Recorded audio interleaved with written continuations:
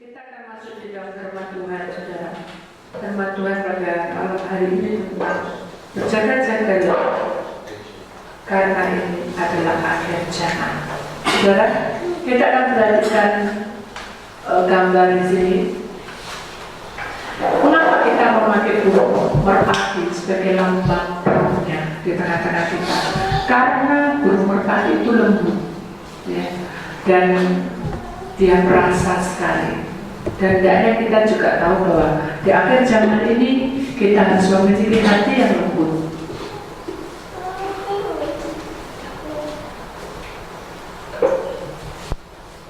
Hati kita harus lembut.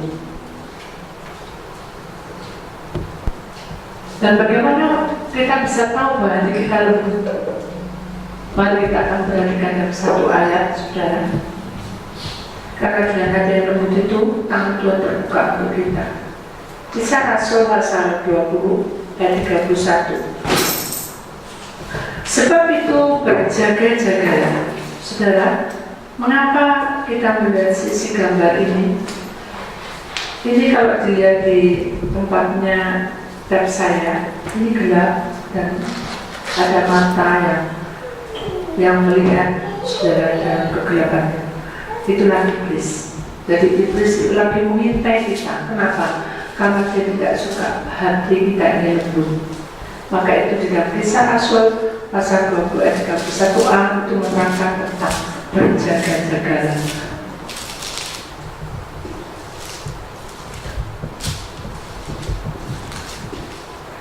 Nah, kalau kita sudah masuk ini dan berjaga-jagalah, ini adalah suatu tanda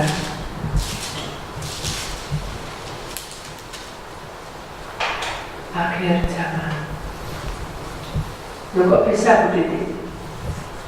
Karena kita tidak tahu kapan iblis itu memakai kita, kapan iblis itu menunggangi kita, kapan iblis itu mengerjai kita, kapan iblis itu membuat kita hancur, dan kapan iblis itu mematikan kita. Jadi kita harus tahu bahwa kalau kita sudah masuk dan berjaga-jagalah, itu adalah kewaspadaan kita harus meningkat. Bagaimana caranya? Supaya kita juga, kalau kewaspadaan itu meningkat, berarti hidup kita ini lembut, hati kita itu dilembutkan oleh Tuhan. Supaya apa? Supaya tangan Tuhan itu dengan lebih dekat dia itu memeluk kita, lebih dekat dia itu memegang kita, lebih dekat dia menjawab semua doa-doa kita. Dari kita menjaga-jaga ini, maka kita harus memiliki pertama-tama adalah proses kita.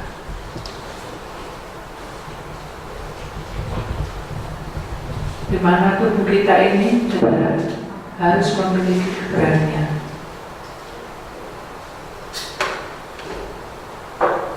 Bagaimana caranya, Bu, kalau masuk dalam proses tubuh untuk masuk keberanian? Contoh aja, kalau kita lagi bekerja, saudara, pernah nggak kita mengalami sesuatu yang membuat kita kecewa?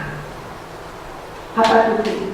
Pengeluaran dan pemasukan tidak sama. Oh iya, selama itu, Bu. Ya memang. Sekarang kondisi kita itu seperti itu, saudara. Pengeluaran dan pemasukan tidak sama.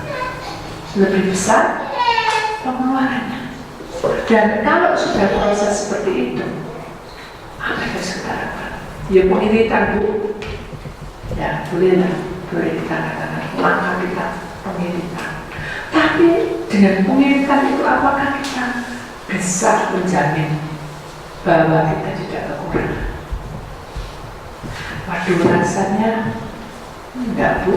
Tetap aja kita punya hutang, bertambah-tambah, punya masalah juga karena gara-gara uang. Kita bertengkar juga gara-gara uang. Kita tidak damai sejahtera, kita tidak enak sama saudara juga gara-gara uang. Dan proses kehidupan saya juga semakin menurun juga gara-gara uang. Saya sudah tidak dihargai. Nah, itulah keadaan kita itu sudah ada di situ. Tapi kita merasa tidak ada apa-apa. Kenapa? Karena kita ada dua kemungkinan. Kita beban, gablok, ya. Gablok atau kita sudah mulai down. itu tidak suka. Kalau kita sudah mulai dablek ya, kasarin dablek itu kebal semuanya. Diolok-olok orang ya kebal, terus dikata-katai orang juga kebal. Tapi begitu sudah waktunya tiba, kita akan beda. Apa yang beda? Amarah kita, kebencian kita. Tuhan tidak suka kita ke arah sana. Tuhan ini proses hidup kita ini sesuai dengan Tuhan mau. Lembut hati. Orang yang lembut itu bukan kayak Putri Solo. Saya sering katakan, kalau Putri Solo kan mungkin kata-katanya halus, omongannya halus. Pak ini Bapak. Oh ini 1.000. Kalau beli 20 nanti tak potong. Itu lembut. Bukan itu yang makanya. Itu pola cara karakter berpikir, karakter bicara. Tapi kalau katakan lembut, itu hatinya, pikirannya, langkahnya, prosesnya, tabiatnya, semua diubah. Jadi apa Bu? Aku juga salah Bu. Aku kalau ada orang remar dulu rasa budak genjet, yang saya tidak bagian, terus gak mau mesat tapi kan tak kerja model. Itu karakter. Ya dinamakan lembut itu bukan seperti itu saudara. Yang pertama-tama lembut itu adalah untuk masuk dalam keberanian saudara. Apa keberanian kita? Melewati tantangan yang kita hadapi. Mungkin kita sebagai seorang suami tidak cukup untuk kedepannya bagaimana. Mungkin kita sebagai seorang istri juga merasa bahwa kok gak ada kemajuan. Ya apa suamiku gitu? Nah kita gitu terus itu mau maju. Dan kita bisa gak berani untuk tetap setia. Bisa gak kita berani untuk menghadapi itu dengan hati yang teduh. Gak usah kakak, gak usah kakak, gak usah saling curiga. Hal ini kalau kita masuk dalam keberaniannya saudara, kita betul-betul selalu jaga-jaga. Gak boleh marah, gak boleh mangkel, gak boleh jengkel, gak boleh kata kutuk, mulut kita gak boleh rusak. Kalau rusak, bensul dulu sudah rusak. Atau mungkin kita berkata asal-asalan pada istri, tidak garis di luar pribadi. Aku tuh menikah sama kamu tuh oleh apa? Itu saya. Dapat apa? Emas enggak, gelang enggak, tapi malah utang. Kamu loh ngasih aku kalung-kalung utang. Kamu ngasih gelang-gelang kopi. Kalau apa-apa nah, terus aku tidak suka aja. Tuhan meminta kita untuk berani. Keberanian ini bukan untuk itu, tapi berani untuk sama-sama. Ayo Pak, cek sabar. Ayo ngobrol bersama. Ayo kita berjalan sama-sama. Ketika suami istri itu saling berdampingan, dalam suka duka kita tanggung dengan keberanian. Kalau kita tidak berani, terus tidak berani, akhirnya apa yang terjadi? Kita dikejar orang. Iblis mengejar kita. Ya apa Bu? Takut banyak Bu. Ya apa caranya Bu? Aku kan takut Bu. Kalau aku nanti di penjara ya apa Bu? Itu hukum dunia. Tapi marilah kita bersabar dan kita tahu mengapa saya harus begini. Itu kan karena sebab akibat. Oh, kalau itu aku harus bagaimana? Aku nggak tahu tiba-tiba begini, tidak mungkin. Jadi segala sesuatu yang terjadi di depan kita itu ada kecerobohan. Kita tuh ceroboh, percaya dengan orang, terus percaya dengan orang yang kita harap dia baik. Itu semua adalah kesembronoan kita. Nah kalau kita sudah tahu seperti itu, mari kita harus berani melawan, bukan melawan yang tidak benar, tapi melawan kita ini harus berani melawan roh apa? Roh jahat. Ya apa Bu, melawan roh jahat itu ya apa? Itu dari pribadi kita, kadang kita keluar pikiran-pikiran yang jelek. Terus aku tak memuji, itu roh jahat. Terus aku tak minggat kayak cowok, itu juga roh jahat.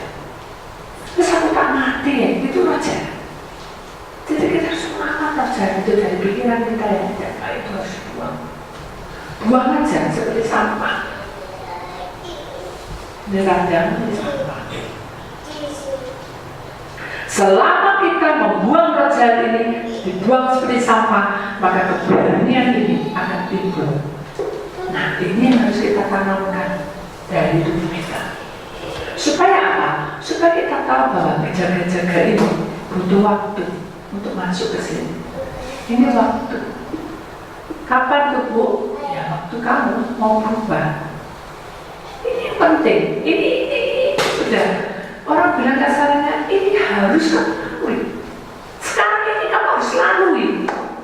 Kalau enggak, dapat apa-apa hidup. Kacau. Kalau kita kacau, lalu apa yang harus kita lakukan sebagai seorang yang hidup di dalam dunia ini? Ya tidak ada apa-apa, berantakan semua. Tapi kalau kita masuk dalam waktu, sesuai dengan waktu dan keberanian jalan, roh jahat pikiran tidak baik itu buang semua, dan kita harus kembali lagi ke atas. Hanya Dia yang tahu segala-galanya. Ini jawaban di sini. Kita kembali. Loh Bu, aku ini sudah datang Bu. Aku datang pelepasan hari Senin, datang pelepasan hari Rabu. Nah, terus maksud itu masih kurang Bu? Iya, masih kurang. Itu kewajiban saudara. Saudara datang pelepasan hari Senin, pelepasan hari Rabu, datang ke Atangkol, tidak datang ke Atangkol, tetap itu namanya kewajiban. Harus selesaikan masalah saudara. Saudara itu menyampaikan, ya, itu manusia ini saudara. Menyampaikan apa PR dari Tuhan, selesai hidup. Lewat apa? Lewat pelepasan. Mengapa kok harus kita ikut pelepasan setiap hari Senin, setiap hari Rabu? Kasarannya gini ya. Mengapa? Sudah tahu jawabannya. Mengapa kita harus ikut pelepasan setiap hari Senin sama Rabu? Mengapa? Karena Tuhan ingin membentuk iman. Kalau kita nggak datang hari Senin dan hari Rabu, oke lah, pergi ke gereja lain, nggak apa-apa. Yang penting masuklah pelepasan. Mau pelepasan cukup sekali Bu? Tidak bisa. Tidak bisa. Karena 24 jam kita tuh berjalan. Bisa nggak kita menangkan hari Tuhan? Ada yang bisa? Angkat tangan. Tidak ada yang bisa. Kita sudah berusaha baik-baik, tetap kita ada amarah. Kita berusaha baik-baik, tetap kita ada gondok, mangkal, sehingga itu berusaha. Makanya kita perlu masuk di dalam pelepasan ini. Karena dengan pelepasan ini, maka roh jahat ini paling tidak kita sudah belajar untuk membuang sampah. Jadi pelepasan itu sama saja dibuang, ya. Dosa-dosa, kesalahan kita, pelanggaran kita tidak mau kesini lagi. Dan jangan dibuka-buka lagi sampah. Kalau ini tidak enak, kita masuk lain lagi. Untuk masuk ke prosesnya roh. Kenapa saya bisa? Karena itu penting. Mengapa kita masuk ke proses roh? Karena dalam proses roh ini kita masuk dunianya. Dunia apa? Dunia roh. Ini harus. Apa sih dunia roh ini? Saya takut lama untuk wong COVID kan itu. Proses dunia roh ini saudara, di mana kita harus tahu dalam perjalanan kita. Kita harus tahu bahwa perjalanan kita sebagai orang pilihan Allah, dunia roh itu nyata, dan kita tidak tahu apa yang terjadi dalam hidup kita. Perjalanan kita sehari-hari, kita berjalan, kita hidup itu sesuai dengan rancangan Tuhan. Dan rancangan Tuhan, di mana kita harus tahu bahwa tubuh ini butuh suplai dari roh kita, supaya roh kita ini kuat. Tubuh dan jalan, sekarang roh. Contoh, sekarang kita ini berjualan di pasar, ya. Saudara nggak melanggar, tapi uang yang saudara terima saudara percaya bahwa uang yang saudara terima itu kudus atau benar itu uangnya bukan dari penjara. jahat, bukan dari roh-roh yang masuk di dalam jimat-jimat gitu. Saya tahu maksud saya. Contoh aja ya, ada seseorang yang pergi ke dukun, ya. Kemudian dia kasih sesuatu, mungkin amplop, mungkin apa ya, terus dia ambil itu. Nah, setelah dia ambil, kan ada persyaratan, beli bunga, beli apa, dia keluarkan uangnya, uang dia lagi di dompet, kasihkan ke bakul bunga. Nah, bakul bunga itu bisa ketransfer nggak produknya? Halo? Bisa ketransfer nggak? Halo? Bisa nggak? Bisa kan? Nah, sekarang yang dukun itu tadi, saudara, dia itu punya karakter amarah. Setiap kali dia berkata dengan suaminya, maaf istrinya, dengan kutuk, kutuk segala macam, kutuk apa, kau kutuk, mesul, kata-kata kotor, anjing, anjung. Nah, ini ya, setiap sudut-sudut ini kita nggak tahu ada rohnya. Nah, iblis itu tinggal di sudut-sudut dimanapun dia mau, di lampu, di mana. Ketika kita ngomong kotor, dia takut. Nah, pada waktu dia bilang, berkata pada orang itu, mau tidak kamu pakai pesanan ini? Aku mau naik pangkat. Oke, kamu mau naik pangkat? Ya sudah, ini syaratnya kembang 10 warna. Ya, aku mau. Begitu aku mau, roh kita dicopot sama dukun itu dan dimasukkan ke suatu tempat. Sementara iblis yang dimana-mana tadi yang bilang kata kotor itu dia masuk ke tubuh orang itu. Nah, pada waktu masuk ke tubuh orang itu, pada waktu kita memegang uangnya dia sendiri, itu transfer ya. Dan akhirnya dikasihkan ke orang jualan bunga. Nah, orang jualan bunga itu transfer juga. Nah, itu orang iblis. Jadi kita itu, roh kita ini tidak aman. Tapi ketika kita punya Tuhan, kita dijaga, kita dikuduskan tubuh jiwa kita. Makanya kalau kita jualan, kalau kita dapat uang dari bank, walaupun kris uangnya itu doakan, itu penting supaya berkah kita tidak kurang, hidup kita juga merasa nyaman karena semuanya terjaga dan terlindungi.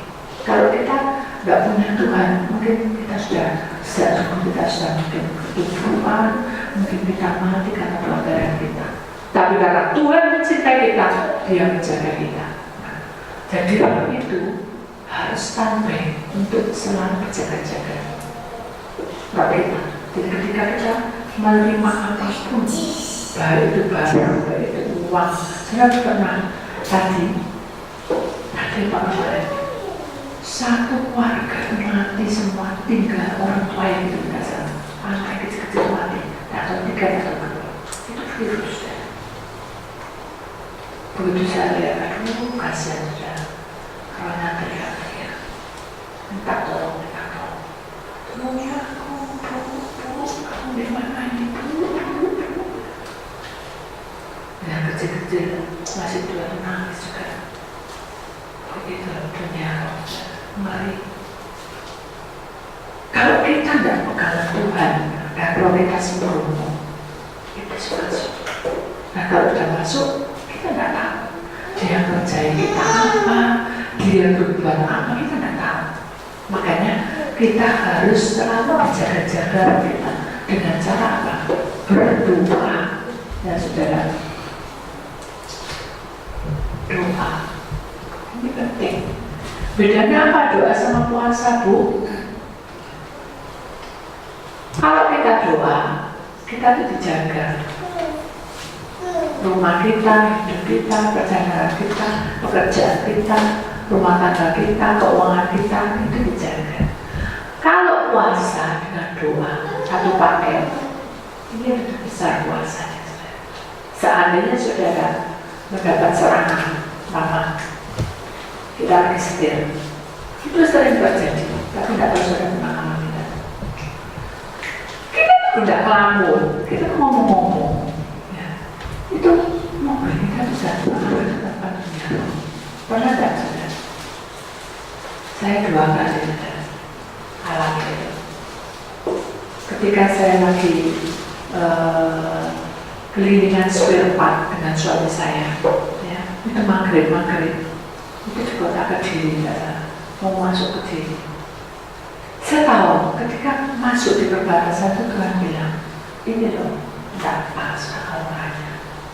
Suasana ini bukan terpadu, agak angker. Saya dalam hati saya, itu logika saya, tubuh saya bilang,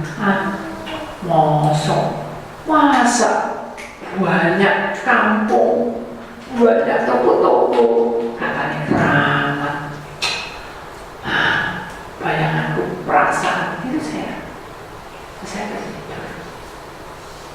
Saya tidur itu butuh capek semua rasanya. Tidak tahu saya tidur 1 jam, tidak tahu setengah jam, saya bangun sendiri. Karena suami saya bingung. Kok aku bingung sih? Kok aku bingung tidak? Saya terbangun, nggak ada apa sih kok? Perasaan hati itu sudah 1-2 jam. Bukan tutup masuk ke kota, tidak sampai. Masuk situ, masuk 2 jam. Coba saya kontak tahun ini, tahun-tahun. Aku masih tak liatin dulu. Oh ini biru, ini kan kelihatan sebenarnya. Kamu nggak ada pokok buah, punya apa kan kelihatan. Kira-kira 1 jam juga.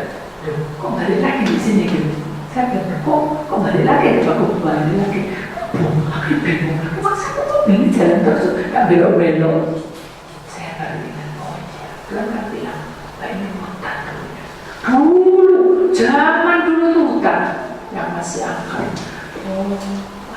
Saya kok kita nyanyi memuji Tuhan. Ya wis, ku mau cinta Yesus selamanya. Merinding. Ku mau cinta Yesus selamanya, beritik-titik. Saya lihat goyang, ya tenang aja. Meskipun sini berganti, lagi katakan itu biasa. Terus saya bilang, ya Bapa, nah saya mulai nengok belakang. Ya Bapa, gitu. Ya ampun saudara, ternyata mobil saya itu ada pengiringnya. Tanpa kepala, ya. Jadi itu orang kenapa mobil saya, dorong mobil saya nempel semua, hampir di belakang saya persis. Ini apa begitu semua. Saya nggak berani ngomong sama suami saya, cuma saya lihatin, ya tenang aja. Saya takut jadi ketakutan bagaimana nubruk ya, tidak ada apa-apa, sepi sunyi. Akhirnya saya bilang Tuhan, apa yang saya perbuat? Ingat, ketika sudah menghadapi itu, saya tak bingung. Ya keluar kayak saudara nanti putaran terus sudah mau siap pakai senjata. Tapi kan pakai itu Yesus. Sudah saya nggak sama Tuhan apa belum? Ya belum lah, itu spontan. Nggak boleh. Harus tanya Tuhan, apa yang saya lakukan? Itu senjatanya.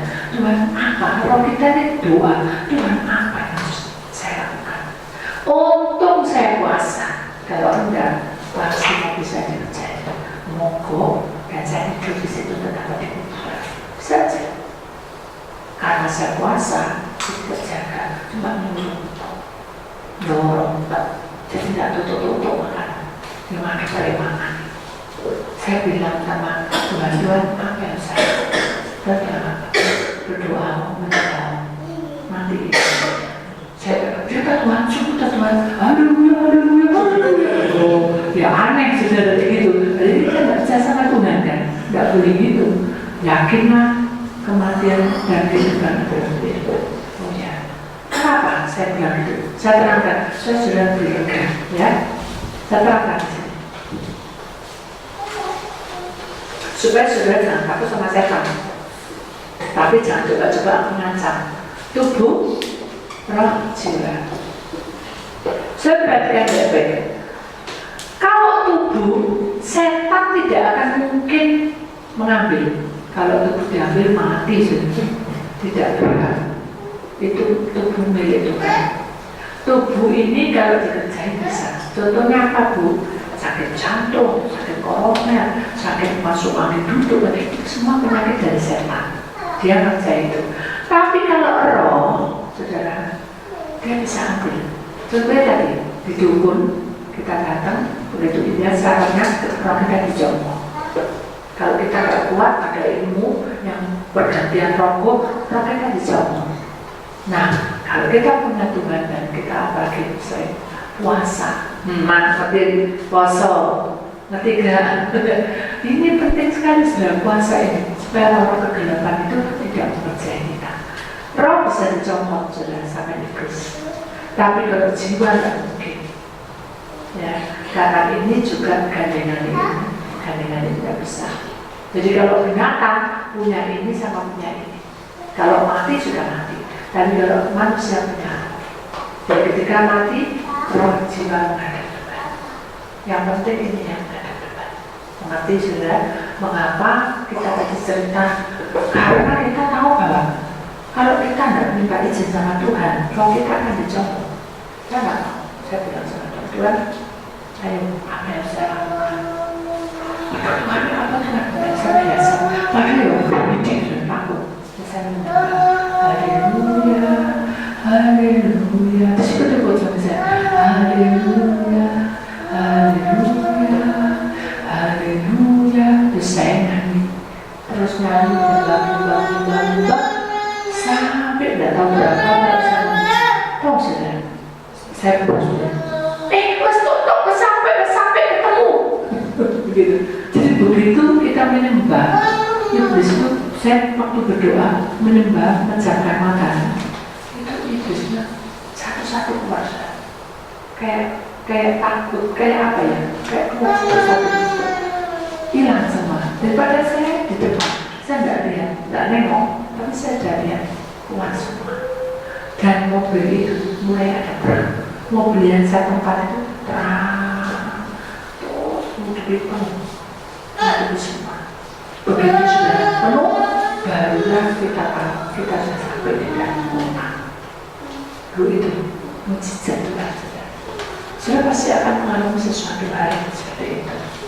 Ojo sampai ibu, ada saudara apa yang mabuk atau melamun bisa masuk itu saudara. Semua orang bisa masuk. Orang naik sepeda motor, sama saya ngomong-ngomong sama anak sekolah minggu. Masuk kuburan. Lu kok masuk sini? Karena rohnya kita kebawa. Roh ini mudah kebawa, dan kalau kita dengan doa dan puasa tidak akan sampai ke sana. Amin. Kita sudah yakin bahwa Tuhan ada di pihak kita. Kemudian yang ketiga, sudah berjaga-jaga. Itu adalah proses jiwa. Nah, jiwa ini seringkali masuk dalam pikiran, perasaan. Nah, ini yang bahaya. Kalau kita punya pikiran jelek, mama contoh, wah itu kok Ayu nih, sampai itu gak bisa. Terus akhirnya masuk di dalam perasaan. Terus ngomongnya berbuat-buat, aku senang kamu, apa-apa lah. Itu awal mulanya kita jatuh cinta, tapi tidak benar. Tapi kalau kita belum menikah, wah aku senang sama itu, contoh yang masih muda-muda. Wah aku senang, wah I love you, I need. Bisa akhirnya dia ketemu perasaan baik. Seperti cewek lagi satu, wah aku juga senang itu. Banyak juga. Kalau kamu belum puas, tanya sama Tuhan. Tuhan, aku punya ini. Aku punya ini pasangan. Kalau betul, kita baru mendekati. Kalau bukan, jangan teman-teman coba-coba kita permainkan kasih. Itu hanya hukumnya. Mari kita imani. Enggak bu, aku bukti ini gak bohong. Lihatkan aja di semua ada dapur tua ini saudara. Di dunia ini saudara, proses jiwa ini takut.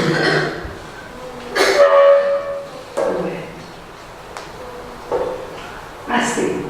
Kalau sudah jalan, taburannya pasti tuannya jalan. Tapi kalau sudah baik, taburannya pasti juga baik. Amin. Mari kita melalui semua ini, karena ini harus kita lewati.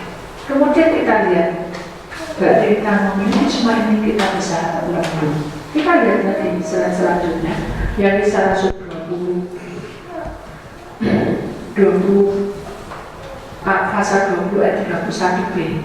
Dan ingat bahwa aku 3 tahun lamanya. Itu menandakan tentang proses. Tahun itu proses. Sehari-hari kita mengalami proses. Mengapa? Ada 3. Karena kita punya tubuh, roh, jiwa. Kemudian dikatakan siang malam. Nah, itu berarti siang malam dengan tidak berhenti, tiada berhenti, intinya menasihati kamu. Nah, jadi kalau kita itu masuk dalam kebenaran Tuhan dan berjaga-jaga, nasihat itu selalu untuk kita, walaupun harus dengan cucuran air mata. Saya tahu cucuran air mata itu adalah pergumulan saudara. Tidak ada orang di sini susah, nggak apa-apa, nggak ada. Susah itu yang nangis, susah itu sedih. Kalau mungkin ada yang nangis, ada yang bertahan, tapi akhirnya tulang biasanya marah-marah. Itu lagi stres, depresi, marah-marah. Kalau perempuan stres, nangis-nangis, pengen mati. Itulah hukumnya dunia. Jadi kita nggak pergi ke sana. Walaupun dengan cucuran air mata kita harus sadar saya. Pandangan dan angkat tangan. Aku sekarang nggak tahu Tuhan, aku nggak kuat. Ketika saya ingat waktu mama saya melahirkan adik saya yang paling kecil, dia itu kehabisan darah. Darah itu cuma di mana-mana itu suka. Dan kalau tidak dikasih tambah darah, mama pasti meninggal dalam kondisi melahirkan. Jadi pada saat itu mentok sekali darah. Sudah kita sudah kemana-mana saya angkat tangan. Mama saya tinggal mukanya pucat kayak mayat hidup. Jadi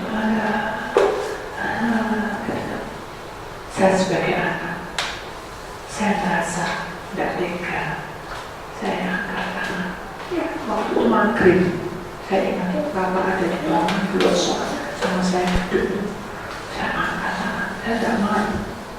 Karena saya sudah dari saja, kuatnya tidak ada. Saya angkat tangan dari sana, itu tidak teriak-teriak itu sudah. Saya angkat tangan dari dalam bisa Tuhan, tak serangku, hidup mama. Jangan kau ambil Tuhan, tolong Tuhan, dan kau ambil.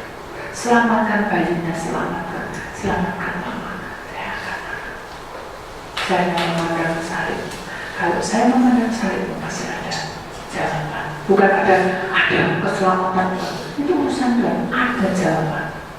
Tapi kalau kita pakai ini semua, kalau kita pakai tubuh kita sendiri, pakai logika, kerajaan masuk, ya mati, aku mati. Kan akhirnya mati semua. Tapi karena kita tidak mau pakai kerajaan, saya berani. Dan saya mau masuk bukan dengan pikiran proses perasaan, tapi saya masuk betul. Baru dengan cucuran apa saya katakan, saya pasrah. Kata Tuhan, jika kamu mentok sekali tidak ada jalan pada, atau kamu mau dibunuh sekali, ingat, ketika kamu memanggil nama, aku ada di situ. Sudah senang. Ada satu kesaksian sebelum saya tutup ibadah ini atau firman Tuhan ini. Mungkin saya sudah terangkat pada saudara atau sudah saya saksikan. Ada sepasang suami istri masih kemandan baru, Grace, baru seminggu. Dia itu pekerjaannya di suatu desa. Jadi setiap hari itu mainnya apa? Opret ya. Betul ya, opret ya. Yang itu umum loh, yang kecil. Nah, terus ya sore dia keterima bis. Ya, tujuannya supaya dia bersama suaminya pulang ke rumah. Itu terus gitu. Suatu hari. Ini suami tak kenal Tuhan. Kalau dijak ke gereja sukar. Kalau dibilangin puasa, kalau didoa orangnya pokoknya bosok. Ya. Akhirnya si istri setia berdoa sama Tuhan. Berdoa setia. Dia selalu kalau mau berangkat dari Tuhan, lindungi saya, jauhkan dari mara bahaya. Terima kasih Tuhan. Saya terima kasih. Lalu belum diberkati, dia bilang terima kasih. Sampai suaminya marah. Kamu terus sembahyang. Oh, saya sering. bulan. Terus apa saya mau dapat sembahyang? Seorang istri yang bijak tidak pernah menyangka kalau menanggung cucu-cucu anaknya tengah dan cinta berdua. Kamu bentuk dan ngobrol kayak jalan-jalan. Pintarnya mau sembahyang toh, ngitung duit gak becus ngobrol. Terus mantap sudah. Dan dia cuma wah kamu setahun Tuhan. Begitu doanya. Apapun Tuhan, lumayan ada gitu. Oh, bener. Ya, kasih itu. Dokter bilang itu syaratnya kejam. Terus dia tusuk jarum berapa setahun kan? Tidak boleh kan? Kamu kapan? Nah, karena kita tahu itu. Ketika di depan kita, istri kita, suami kita tidak benar, kita tidak bisa bertemu. Kapok ungkapan kita kan nangis. Kita belas kasih. Lalu dia wah kalau peluang itu supaya kau tidak mau melek, bisa melayani. Istri, suami juga ya.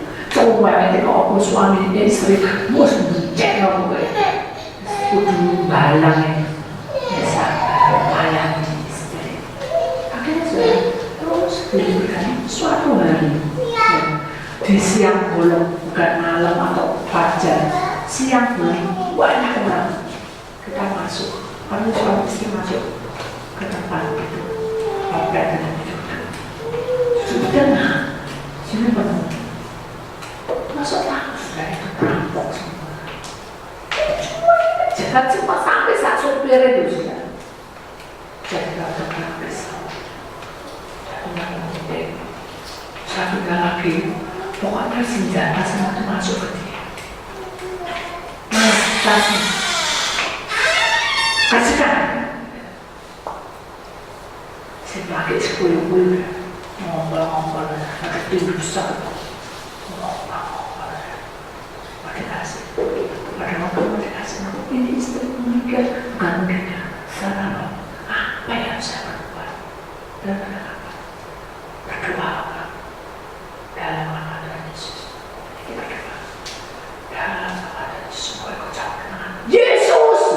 Ya kok lari semua? Saya lari bukan suaminya. Orang-orang jalan juga mati sudah. Nubruk, nuwata, kepala nuwata, sing satu itu kecil dua, sing satu itu semua tempat semburat semua. Saya berdoa kita roboh orang-orang. Saat terima apa? Terus berhenti sudah si perempuan, si makin 10 bahasa semua cara lain itu lagi si perempuan, si nyanyi pucat sama sedikit minum teh panas kenapa sudah dikipasi, sudah orang tidak sadar diri.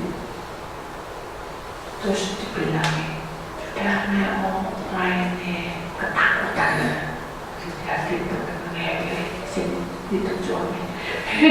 Kata maksudnya dia dirampok. Gak jelas. Goblok betul dan dibales. Goblok betul. Apa gitu? Semua sampai mana istri saking sama suami dia yang jadi sana. Kamu kadang masih dibales yang merampokan. Wah, cepet datang sini. Sudah silang berapa hari, nggak kapok, datang lagi main operet lagi.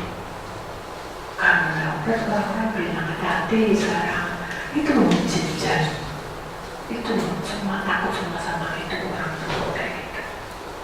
Sampai dia sudah punya anak banyak, tak pernah kejadian. Itu belum dipenjara. Terus ditanyain, kalau penjara itu ditanyain, datang ke situ beli teh. Hei, kamu kemarin itu kenapa? Ini orangnya asal ngoceh. Kamu kok puyuh-puyuh sampai orang-orang sana sampai lari tidak langka. Biasanya makan wong rampok kapopo. Iki bu di belakangku orang asal gede-gede. Itu kan mereka Tuhan. Gak mungkin setan sama setan. Gitu. Malaikat Tuhan. Oh, gede-gede Bu. Aku melayu Bu, ngomong cakep. Gak mati Bu. Aku sih seneng wedok Bu. Lagi Bu. Orang dunia ngomong kacau. Kita gak boleh ikut itu kacau. Jangan ikut-ikut. Walaupun mungkin omongannya apa ya, geli, tapi kita nggak boleh ikut-ikut. Itu kita harus bisa membedakan perang dan malam. Jadi pada waktu itu, oh gitu, terus itu lagi si gundul nabrak sama nyolong. Bu, kepala aku sih mumet Bu. Aku juga mau cari Bu. Cari. Ditanya, kenapa malam dia tahu cuma berat-berat. Duduk kan nanti aku tatap besi Bu. Mesti aku mesinnya motor Bu, Bu. Lawangan Bu, kupu-kupu nih Bu. Nah kenapa dulu Bu gak ngerti, aku ya si cekel men, ambil mau gede Bu. Malaikat mau dipegang gak lari, aku mau cekel Bu, wah gawat Bu. Aku lagi suka ketemu naik Bu di sampai. Itu dunia, kita gak tahu apa yang terjadi. Tapi kenyataan, ketika kita percaya pada Tuhan, Tuhan pasti ucap kita. Amin. Dia pasti tolong kita. Amin. Walaupun persoalan apapun sudah tidak ada barang bisa dalam Tuhan. Hal yang tak imani bahwa doa dan puasa itu penting. Kenapa? Karena kita tahu bahwa Tuhan siang malam tidak henti-hentinya menasihati kita dengan cara apa. Dia pasti memberikan petunjuk kepada kita. Amin. Mari kita imani. Perjalanan itu tidak mudah, tapi Tuhan kasih buka jalan dan Dia beri yang terbaik. Itulah saudara firman Tuhan. Mari kita katakan pada Tuhan malam ini, Tuhan cinta itu, karena hanya itu mudah untuk cinta Tuhan. Walaupun badai sini berarti dalam hidup pada Tuhan yang menuntut hidup kita. Kita panggil Bapa kita di sini.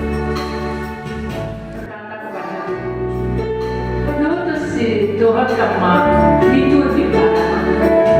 Adakah kamu sungguh-sungguh mencintai aku seperti pujian ini? Apakah jawabanmu saudara? Tentu kita akan menjawab, ya Tuhan, aku cintai Engkau. Kemudian Roh Tuhan menundukkan kepalanya, sedih sekali memandang kita bicara, ya Tuhan, aku cintai Engkau. Dia berkata, "Dukutin sikir mata, ikut barang ini beserta." Aku berkata sungguh kepadamu, benarkah kamu sungguh-sungguh mencintai aku? Apakah jawaban kita sudah?